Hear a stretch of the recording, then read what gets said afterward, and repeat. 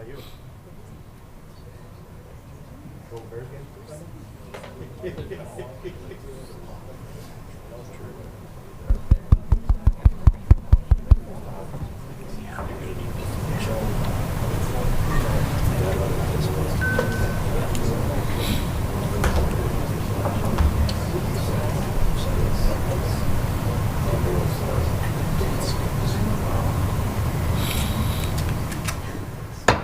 Let's call the order to January 15th, 2026 Plan Commission. Call the roll, please. Mr. Cox? Here. Mr. Crompton? Here. Mr. Ulitz? Here. Mr. Martin? Mr. Perez? Ms. Radakovich? Here. Ms. Rohr? Here. Mr. Turk? Here. Chairman Kello. Here. All right, first on the agenda is the approval of the Plan Commission meeting minutes from November 20th of 2025. Do we Motion to approve? Second. call the roll, please? Mr. Crompton? Aye. Mr. Ulitz? Aye. Ms. Radakovich? Aye. Ms. Rohr? Aye. Mr. Turk? Aye. Mr. Cox? Aye. Chairman Kello. Aye. All right. Next on the agenda is for citizens to be heard on agenda items. This section is for anyone wanting to speak regarding agenda items and are allowed a maximum of 4 minutes. It is not a question and answer period, and staff and the Plan Commission members do not generally respond to public comments. The speaking procedures are going to be up on the screen in a second. But in any case, if we have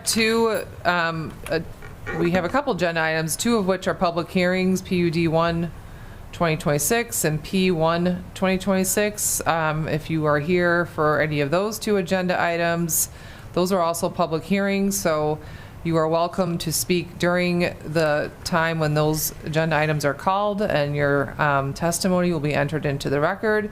If you would like to speak outside of the public hearing, you could also speak now under citizens to be heard on agenda items. Is there anyone wanting to speak now on citizens to be heard on agenda items? Okay, moving on. We have old business public hearing, of which there are no agenda items. We have no agenda items under old business. And so that brings us to a new business public hearing. And the first agenda item here tonight is PUD 1 2026, which is an amendment to the final plan unit development of Prairie Landing subdivision to allow additional house plans. The applicant is D.R. Horton Incorporated. The status of the applicant is the owner and builder. And again, owner is D.R. Horton Incorporated and Ross Lane Development, LLC. Requested action is approval of an amendment to the planned unit development to allow additional house plans. Purpose is to allow 2 one-story house models in addition to the previously approved 2-story house models. The existing zoning is R2 single-family residential, and again, it's for the planned unit development of Prairie Landing subdivision. The location is 2200 Essington Road. Their subdivision size is 44 acres. The existing land use is a residential subdivision under development. Surrounding land use and zoning, we have residential to the north with Picardy subdivision, which is zoned R2, single-family residential. To the south, we have Warwick 5 subdivision, zoned R2, single-family residential. To the east is agriculture land, and it's undeveloped. And it's in unincorporated Will County, zoned A1 with Will County zoning. And to the west, we have a commercial self-storage facility and car dealership, zone B3 general business. For site history, in April of 2025, City Council approved the final planned unit development of Prairie Landing subdivision, which is located on the east side of Essington Road at Old Castle Road. The subdivision contains 120 single-family lots, a small park lot, and multiple storm detention areas. The house plans approved with the PUD include 3 models with 10 total elevations.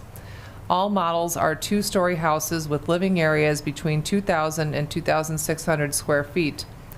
The houses include 4 to 5 bedrooms, 2.5 bathrooms, and attached 2-car garages. The residential design standards in the zoning ordinance require 50% of the front elevations of at least 50% of the detached single-family dwelling units in a new residential subdivision to be comprised of brick or stone.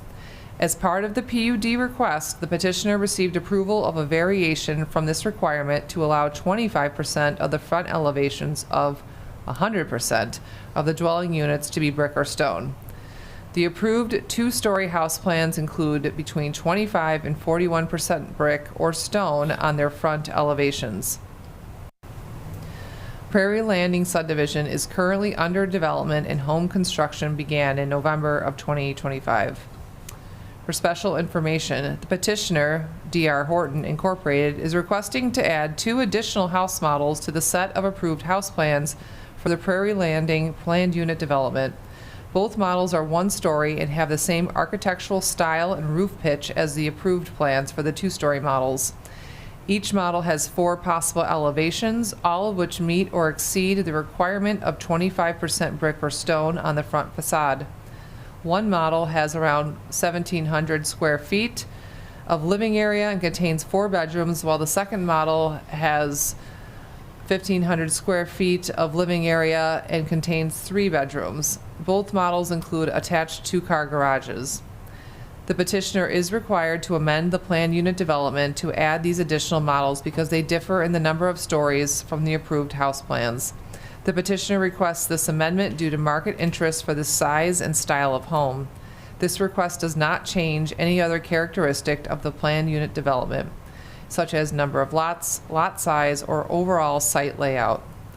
For recommended action, staff recommends that the Plan Commission recommend approval of the amendment to the final planned unit development of Prairie Landing subdivision to allow 1-story house models to be included with the set of approved house plans for the subdivision. The proposed plans are the same style and materials as the approved 2-story plans. The subdivision is new and home construction has just started, so if approved, the additional plans will be available to almost all prospective home buyers. And that concludes staff's report. May we have the petitioner please step up?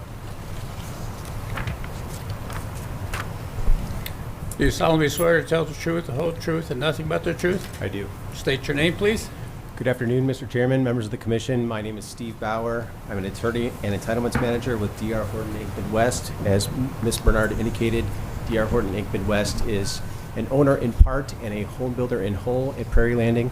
As Ms. Bernard also indicated, the request before you this afternoon is simply for what I would characterize to be a minor PUD amendment for the sole purpose of adding 2 additional types of home plans. And as Ms. Bernard also indicated, each of those home plans would carry 4 different building elevations for a total of 8 different building elevations to be added to the catalog of previously approved 10 elevations for the 2-story homes.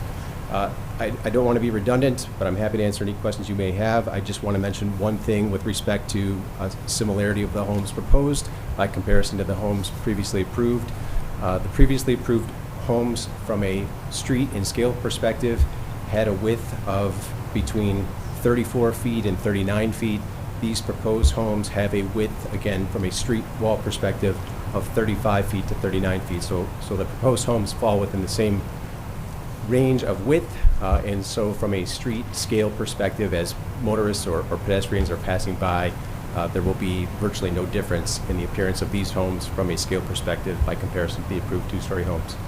I just want to reiterate that, as Ms. Bernard indicated, the whole reason that I'm standing before you this afternoon is because of market interest. The sales agents for Prairie Landing have been routinely hearing interest for single-story living, and that's the sole impetus behind our request for this amendment. Okay. What's the price range of these houses? So the sales to date for the 2-story homes, I can generally say, are in the high 400s. These homes would be in the low to mid 400s.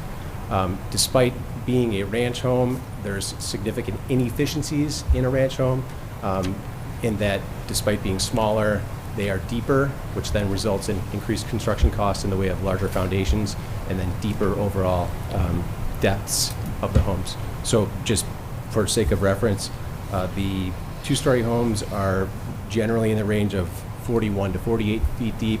These homes, because again they're single-story living, are more in the range of 60 to 64 feet deep. Any other questions from the commission? No. Any questions from the audience? Please step up, please.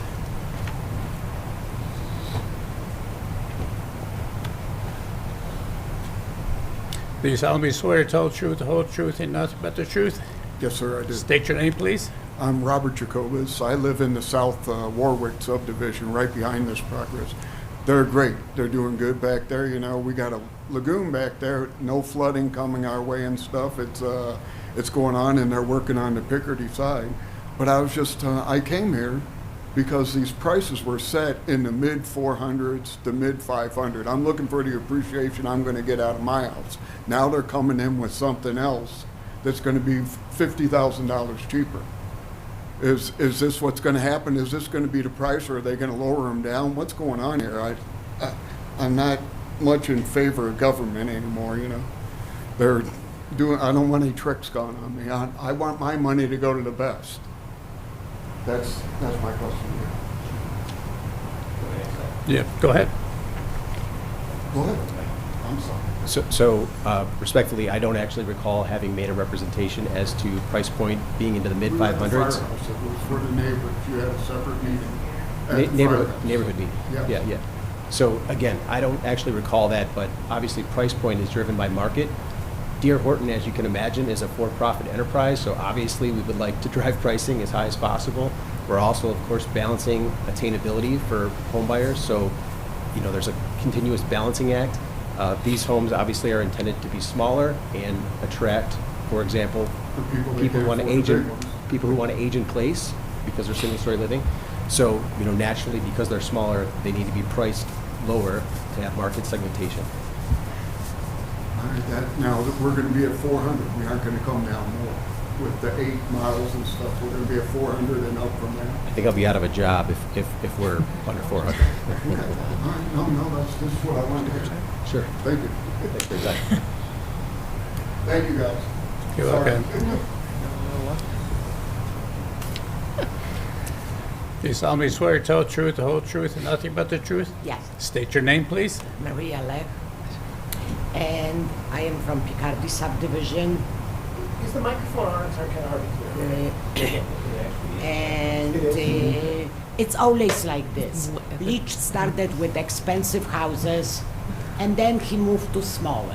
Whatever it takes to finish the construction, I am 100% for it.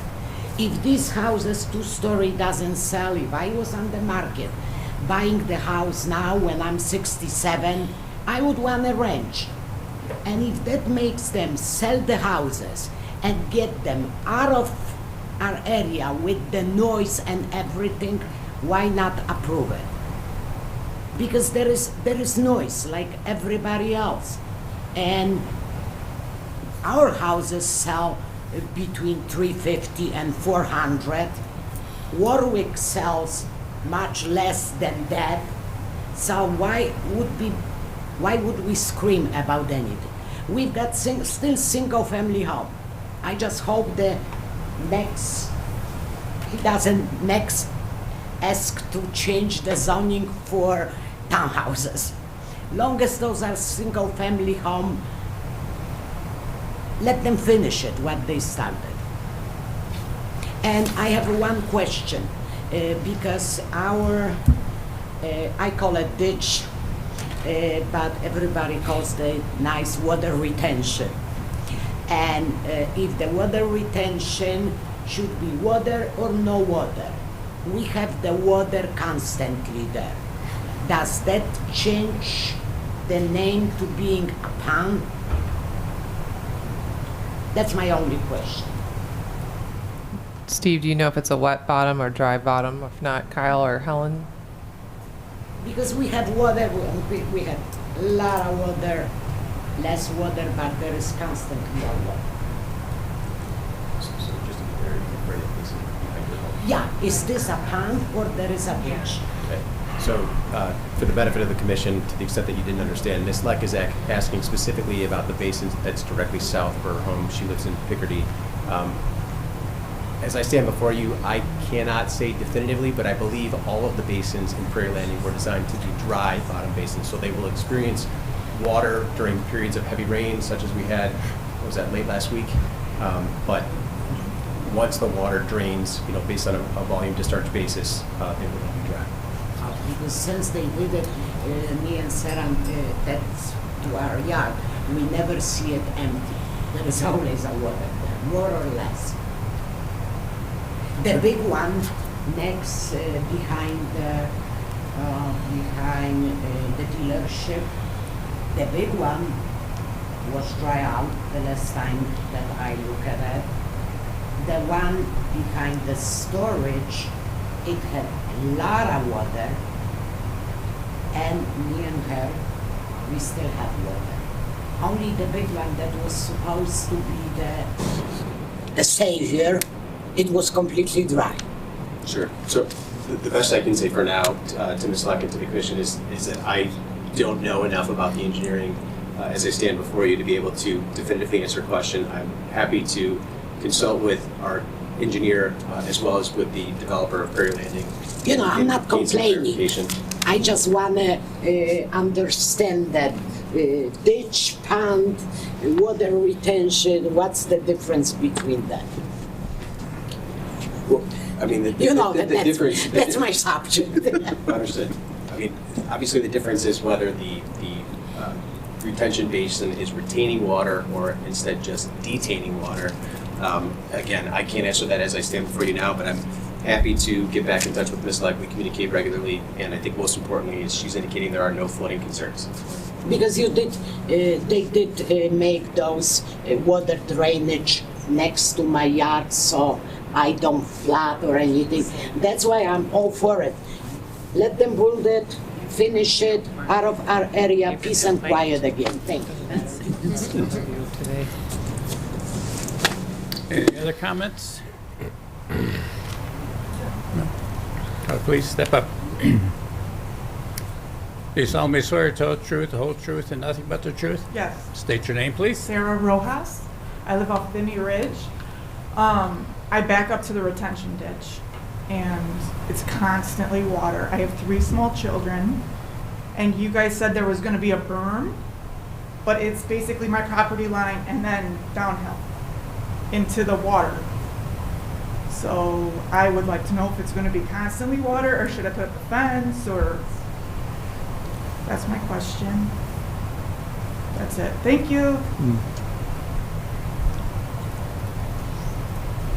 Yeah, go ahead. So again, I'm not the civil engineer here, but in response to Sarah's concern, I do not recall that there is a berm along the northern property line.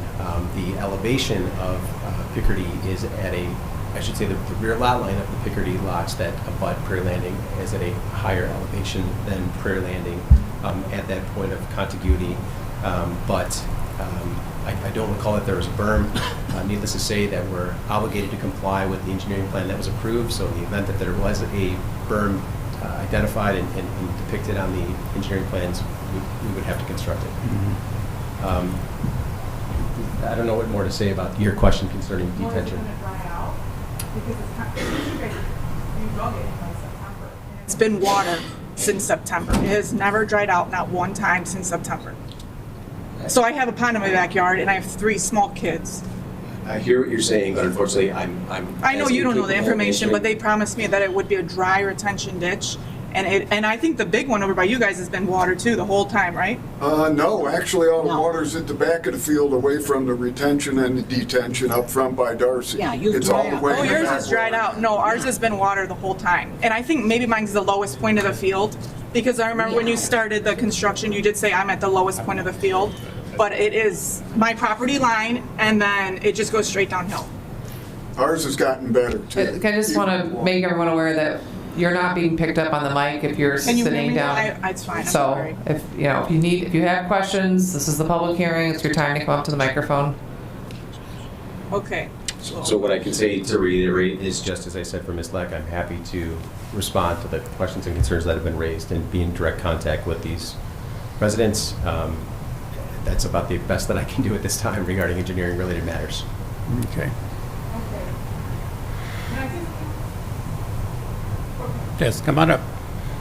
Like I said, I have 3 small children, and if one of my children goes in my backyard and drowns in this ditch, God forbid, but wouldn't you guys feel terrible?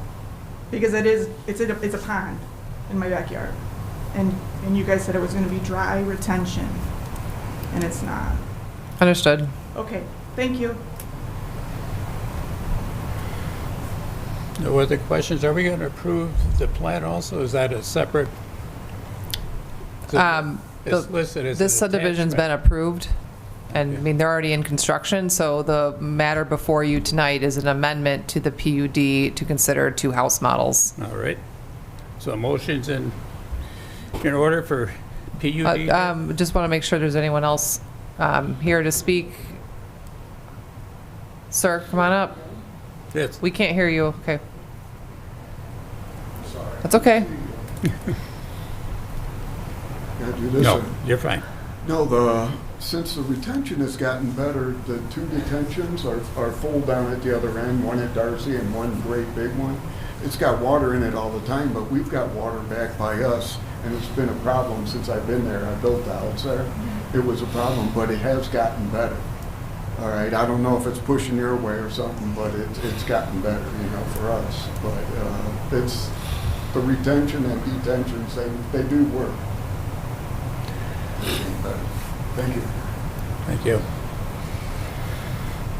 Anyone else? All right. So motion is in order for PU-1-26. Motion to approve. Second. Call the roll, please. Mr. Yulitz? Aye. Ms. Radakovich? Aye. Ms. Rohr? Aye. Mr. Turk? Aye. Mr. Cox? Aye. Mr. Crumpton? Aye. Chairman Kello? Aye. Okay, this request for an amendment to the final PUD for Prairie Landing subdivision will move to the City Council with a recommendation for approval. If you're interested in this petition, continue to check the city's website for the meetings and agendas page to see what council meeting it will be scheduled in the near future. Thank you for your time.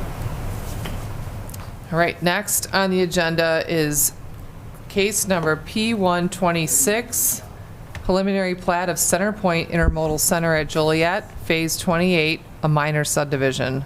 The applicant in this matter is Center Point Joliet Railroad Terminal LLC. The status of the applicant is owner. And the requested action again is approval of a minor industrial subdivision. The purpose is to create 2 lots to separate the floodplain from the buildable lot. The existing zoning is ITC, which stands for Intermodal Terminal Industrial Park. The location is 3500 Hobart Road. The subdivision size is 106 acres and it's currently undeveloped. For surrounding zoning land use, we have to the north is undeveloped and it's zoned ITC, Intermodal Terminal Industrial Park. To the south is undeveloped. It's a pipeline and it's zoned County A1 Agricultural. And there's also industrial uses with ITC intermodal terminal zoning. And then to the east, we have pipeline as its use. And then the zoning is I1 light industrial and I2 general industrial. And then to the west is undeveloped property and it's zoned ITC intermodal terminal industrial park.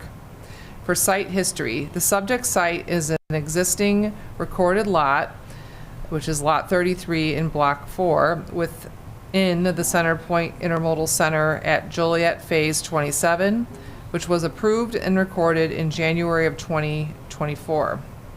The site is currently undeveloped. The east side of the site contains floodplain and wetlands in the Cedar Creek watershed. The preliminary plat of Center Point Intermodal Center at Joliet Phase 28 will create 2 lots from an existing lot, Lot 33 from Phase 27, in order to separate off the floodplain area from the buildable area. Proposed Lot 35 will be 76.2 acres and will be developed with a 1.1 million square foot warehouse facility. The preliminary plat includes a concept plan for the proposed development. Proposed Lot 36 will be 29.8 acres and will contain Cedar Creek floodplain and wetland areas. Lot 36 will be owned and maintained by the Center Point Property Owners Association. A drainage easement will be reserved over all of Lot 36, and there will be a 32-foot ingress egress easement along the south side of Lot 35, north of the detention basin, to allow access to Lot 36. The proposed warehouse facility is a permitted use in the Intermodal Terminal Industrial Park zoning district. The site will need to comply with the Cedar Creek Protection Area Ordinance, if applicable, and there are no additional public improvements required as part of this subdivision request. For recommended action, staff recommends that the Plan Commission recommend approval of the preliminary plat of Center Point Intermodal Center at Joliet Phase 28, a minor subdivision, which will allow the floodplain and wetland areas at the rear of the property to be on their own separate lot. The floodplain lot will then be maintained by the Property Owners Association for the Center Point Intermodal Park. The proposed development for the buildable lot is permitted in this zoning district, and the subdivision does not require additional roads or public improvements. And that concludes staff's report. May we have the petitioner step up, please? Do you solemnly swear to tell the truth, the whole truth, and nothing but the truth? I do. State your name, please. Jake Karzik. I'm from the law firm of Spacey and Taylor here in Joliet, and I'm the attorney for Centerpoint. I think staff's done an excellent job of summarizing this minor subdivision, simply separating the floodplain as a separate lot so that it could be turned over to the association for maintenance. I have Brendan Durkin here from Centerpoint. If you have any additional questions, I'll be asking for a favorable recommendation. Thank you. Any questions from the commission? Mr. Chairman, Go ahead. just the building under construction is not in this unit. Currently, no. No. Maple tree? You swear, Mr. Durkin, in. Do you solemnly swear to tell the truth, the whole truth, and nothing but the truth? Yes. State your name, please. Brendan Durkin from Centerpoint Properties. I believe the development in question is by one of our fellow developers, Maple Tree Properties. The parcel is 3600 Hobart Road. Okay. That's to the south. We do not own that. Thank you. Any other questions? Any questions from the audience? Thank you. Okay, hearing none. Motion's in order for P-1-26. Motion to approve. Second. Call the roll, please. Ms. Radakovich? Aye. Ms. Rohr? Mr. Turk? Mr. Cox? Aye. Mr. Crumpton? Aye. Mr. Ulitz? Aye. Chairman Kello? Aye. Okay, this request will also move on to council with a recommendation for approval. It'll be scheduled at a upcoming city council meeting, so please check the meeting agendas page if you're interested in this case. Next on the agenda is new business, of which there are no agenda items, which brings us to new or old business, not for final action or recommendation. I actually have 3 short presentations for you. Well, just 2, I guess. One's just some comments, so I'm going to get up here and do it.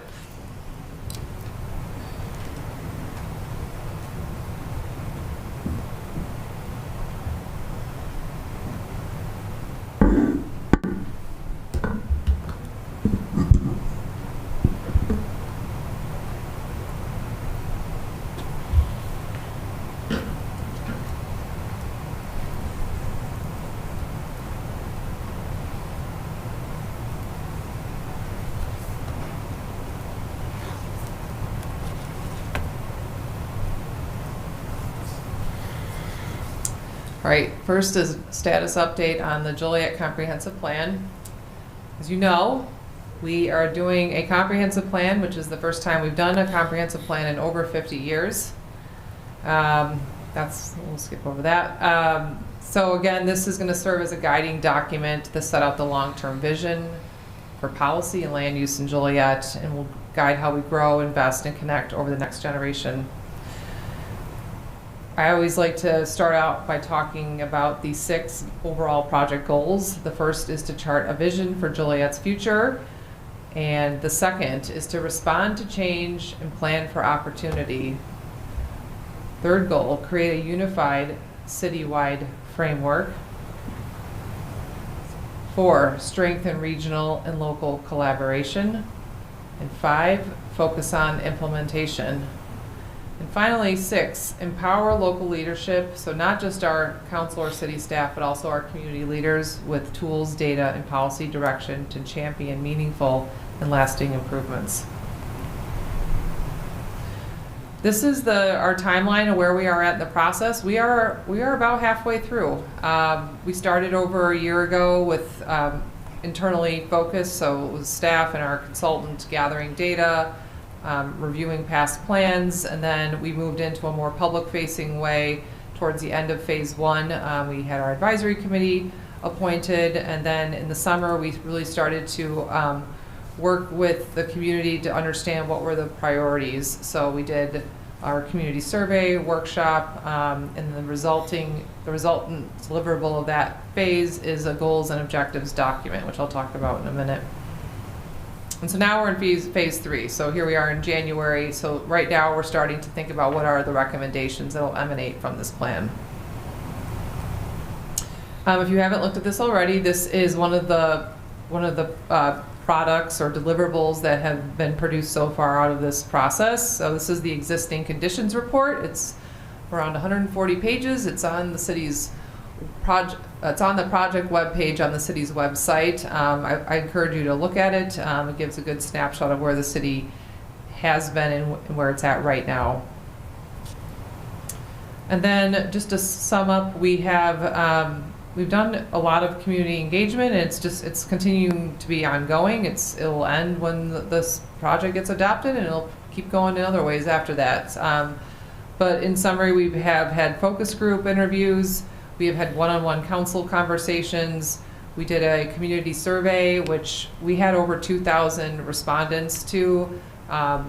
We were told that we needed 306 respondents to be statistically significant for a city of our size. So 2,000 responses was well past that mark, and we're really excited with all the engagement and participation that resulted in that number.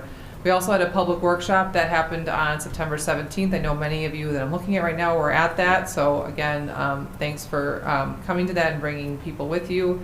And then there's been other forms of input. I've gone to neighborhood association meetings, special organization meetings, and our advisory committee members have been pushing out the word as well at meetings and events.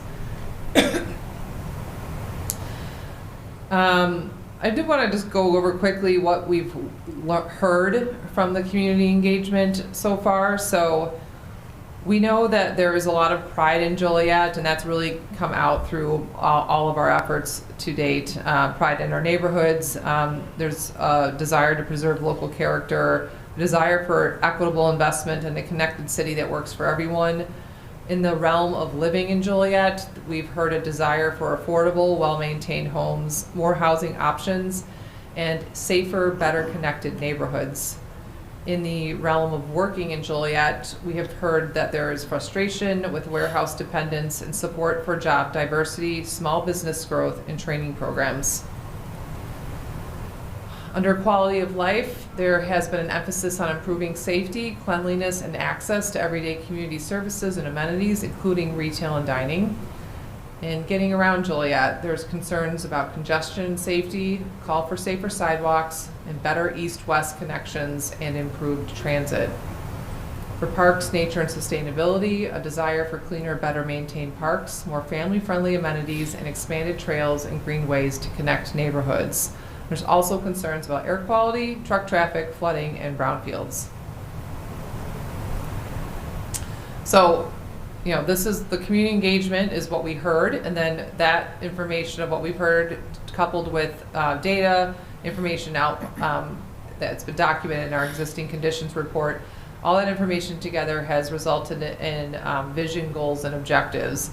And this is also a deliverable or product of this process so far. This document is also on the project web page on the city's website, and as the title says, it outlines a vision, and then several goals, and then several objectives for each goal for each of these topic areas. And what we're doing right now is we have had several topic area workshops that are trying to vet these objectives and looking at how we move forward with strategies and implementation. It's also, these workshops are a chance to learn more about these topic areas and find out about where we are at in the process. We've had 4 so far. We had 1 last night, open space and the environment, and then we have 3 more coming up, arts, cultural, and heritage next Wednesday night, economic development, and future land use the following week. I know some of you, again, I'm looking at you, have been to these workshops, and thank you for coming, and thanks for your input at these workshops. These are all happening in this space at 6:30 p.m. So here at City Hall, 6:30 p.m. on these dates. For those that have attended, we changed the room up. We were moving people around. If you weren't here last night, I tried playing a little song. It was fun. We have candy. But encourage people to come. Again, arts, culture, and heritage, economic development, and land use and future development coming up. Again, I mentioned we're halfway through the process. This project is slated to wrap up in a year, really. We anticipate January 2027, around then, of bringing a final plan to council for adoption. Later this summer and into the fall, we'll start moving forward with a draft comprehensive plan. So what's immediately next is, besides finishing our topic area workshops, we are prepping already for community workshop number 2, which will take place at the Joliet Public Library Ottawa Street branch, or people call it the Downtown Library. That'll be 5 to 8 p.m. It's a Thursday night. It will be just like the first workshop. It'll be open house style format, so you can come anytime from 5 to 8 versus the topic area workshops we've been doing here. We have had a little bit more of a format to that with a presentation. This list will be, again, open house style. So we haven't pushed out the messaging for this yet, but you can expect to see that in early February. So you have any questions about the Joliet Comprehensive Plan right now? How has your attendance been at these events? Yes, thanks for asking. They've been up and down. So I think you were at the Housing and Neighborhoods one. That was pretty well attended. And then literally next night, we had half, if not much less than that amount, which was mobility and mobility and transportation. We had a lot more people come to the infrastructure and utilities workshop, so that was back up at, I think we had 44 people attend that, and that was last Thursday night. And then last night was open space and the environment, and we had around 15. So, it was cold last night. I don't know. I heard it was 10 degrees. I never left the building, so I never saw the drop in temperature, but we're hoping for some bigger crowds again coming up, and we move people around this room anticipating larger groups. So, yeah. Anyone else have a question? All right. I'm going to switch gears quickly and give you an update on the. If I can.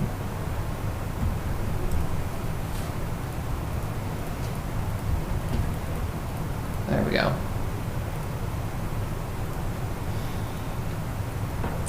Sorry, let's try this.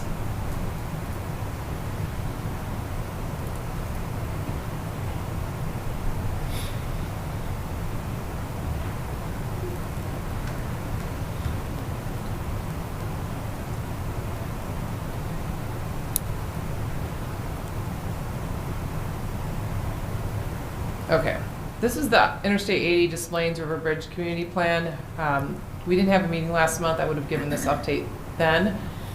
I just want to give you quickly where we are at in this process. So again, backing up, the state of Illinois is reconstructing they're building a new bridge over Interstate 80.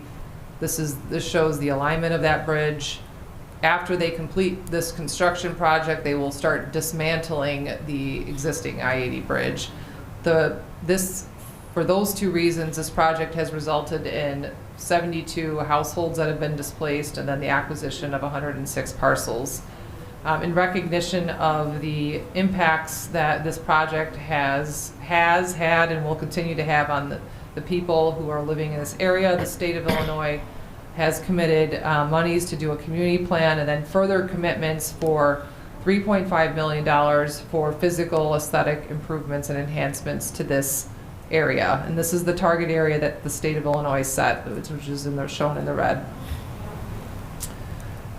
Just quickly where we're at in this process, we're getting close to being halfway done.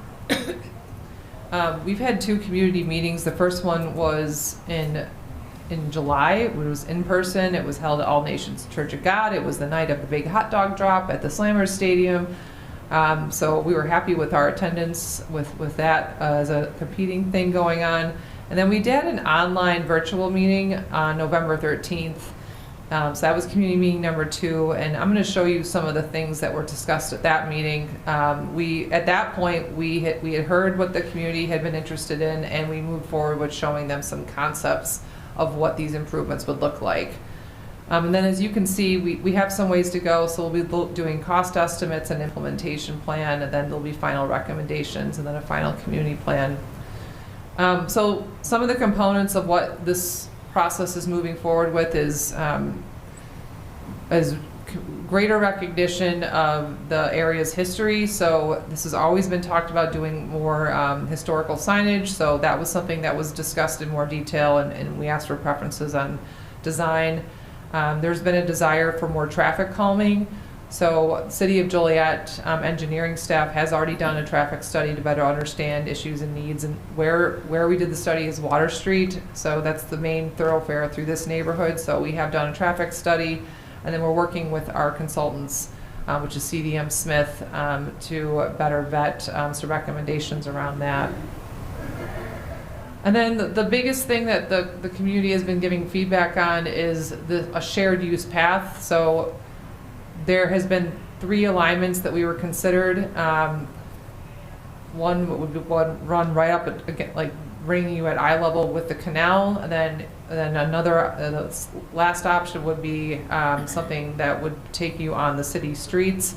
The middle option is what most community members liked, and it's also has a lot of positive cost feasibility associated with. So this is a shared use path. I'll show you the alignment in a second, that would go through the neighborhood on vacant land and land that's being freed up from the state of Illinois' process.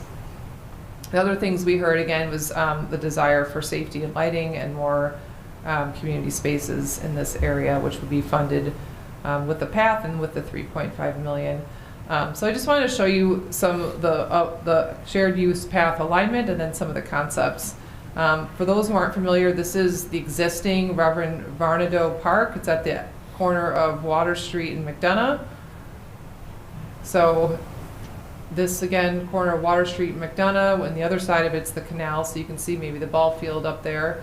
That's existing. It's owned by the Metropolitan Water Reclamation District. They have an operating agreement, or some long-term lease agreement with the Joliet Park District. So they are the operators of that land. The thought is that a shared use 10-foot wide path would skirt the behind the ball field and then swing down through the neighborhood and go under the existing and current and future I-80, and then swing down. And then my desire, before I retire, is that this will eventually we'll somehow be able to get to Knoll Park, which is another huge community resource. So which would involve getting this to 53, but we're going to do it. We're going to do it at some point. So these are some concepts again of what this path would look like. Native garden. There was some discussion about the gazebo, making sure that there was sight lines, that it wasn't fully walled in. Natural play area. We're considering, is there opportunities for outdoor gym on this path? There was a desire again for some gathering spaces. So if there's working with the existing topography and elevations, incorporating some seating. here's a rendering of what something could look like under the future I-80 bridge. We don't know if IDOT in the end will allow something here, so that's something that we're still vetting again through this process. Again, here, and then that brings us, through I-80, and then again, this is how the concept plan lays out. Next steps would be checking the feasibility and cost estimates. They have done some preliminary cost estimates, which is, they being the consultants, know at least what they were showing should be feasible, but we have to really dive into the details. And then refining those concepts with the community, and then we'll draft a final community plan. And that's my update on that project. Does anyone have any questions about the Interstate 80 community plan? Has all the property been acquired that you need? It has all been acquired. I believe that they may have still a couple properties to demolish, and including with those couple properties, they may still be waiting for people to move out, but the transfer of land has occurred, yes.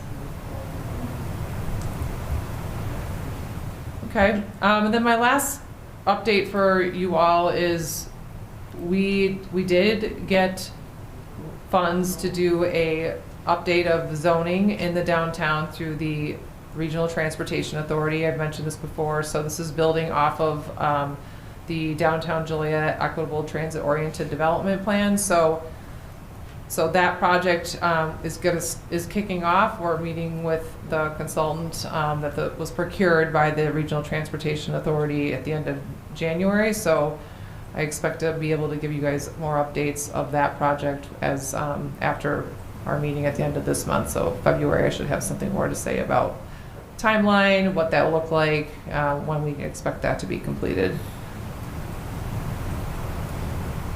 Okay, anything else you want to ask me? Okay. All right. Next on the agenda is adjournment. So motion to adjourn? Okay. So moved. Second. All in favor? Aye. All right.